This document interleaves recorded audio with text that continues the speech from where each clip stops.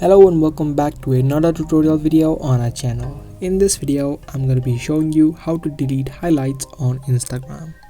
Make sure you watch this video until the end to exactly know how you can delete yours. To quickly get started in the video, firstly tap on the bottom right of the screen, which is the profile icon. And now you'll land on the profile section of your Instagram, where you'll be able to see the highlights option. Now simply tap on the highlight that you want to delete. And after you land on the highlight, you can tap on the three dots right here, which is the more option. And then you'll have an option of remove from highlight. You can simply tap on that. Now here it says you'd be able to see it in the photos archived, even if you delete it from this section.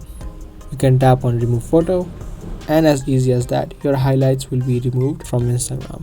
Now to permanently delete it, you will need to also delete it from the archives.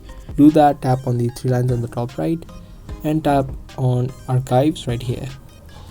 Pick the story archive right here and tap on the one that you want to delete. Tap on the three dots again and tap on delete. And there you go. And just like that, you have permanently deleted your highlight on Instagram. If you guys liked and found this video helpful, then make sure to subscribe, share and give this video a thumbs up. That's all for today. Thanks for watching.